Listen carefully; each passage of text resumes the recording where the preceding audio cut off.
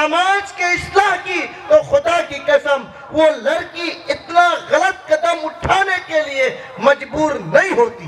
آج میرے محترم بزرگوں دوستو، ہمارے سماج میں یہ دیکھا جا رہا ہے کہ کوئی لڑکی کسی لڑکے کے ساتھ بھاگ رہی ہے، مسلم لڑکا ہی نہیں بلکہ غیروں کے ساتھ بھی بھاگنے پر مجبور ہو رہی ہے۔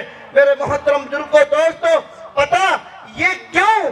اس لیے کہ وہ بیٹی دیکھ رہی ہے کہ نفسانی شہوات میرے اندر بھی ہے، انسانی شہوات میرے اندر بھی ہے، میں جوان ہو چکی ہوں، بغیر شوہر کے میں رہ نہیں سکتی، ایک رات گزارنا ہمارے لیے مشکل ہو چکا ہے، لیکن میرے باپ کے پاس اپنے ہونے والے داماد کو دینے کے لیے اپاچی نہیں، ہمارے باپ کو دینے کے لیے وہ پیسر نہیں، ان کے پاس 2 لاکھ روپے نقد نہیں، ان کے پاس ٹی وی نہیں، ان کے پاس LCD نہیں، فریج نہیں، واشنگ مشین نہیں، صوفہ سیٹ نہیں۔ ہمارے باپ کمائیں گے تو ہمارا پیٹ بھرے گا، اگر نہیں کمائیں گے تو ہم بھوکے سوئیں گے۔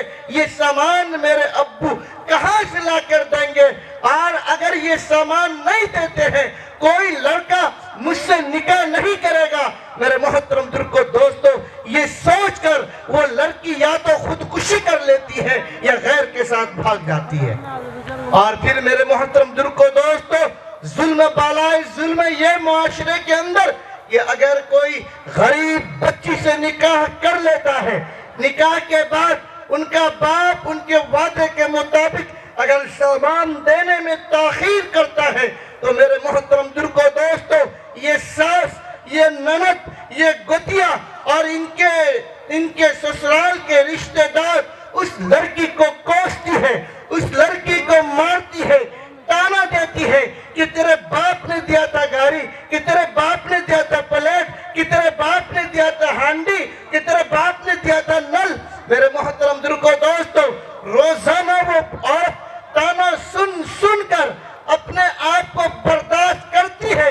جب بے برداشت ہو جاتا ہے تو کبھی مٹی کا تیل، کبھی ڈیزل، کبھی پیٹرول، اور اگر پیٹرول مہیا نہیں تو وہ اپنے گھر میں وہ ہلنے والے پنکھے کو دیکھ کر، اپنے روپٹے کو پنکھے میں باندھ کر، اپنے گلے میں پھندا لگا کر وہ موت کے حوالے ہو جاتی ہے۔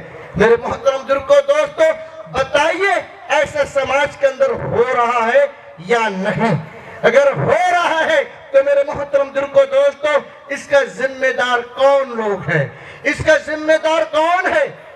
کیا وہ لوگ جو کالک لگا کر گھمانے والے ہیں، کیا وہ لوگ اس کے ذمہ دار نہیں؟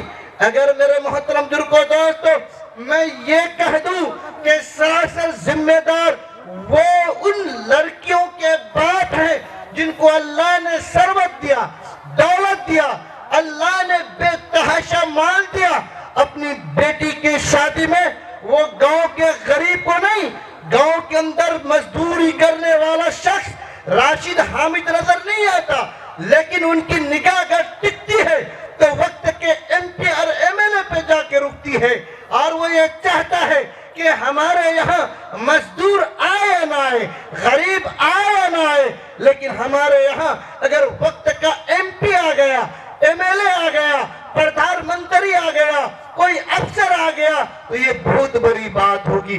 بھائی یہ آواز کھینچ رہا ہے، تھوڑا میک کو صحیح کیجئے۔ آج میرے محترم بزرگوں دوست تھوڑا آواز صحیح کیجئے۔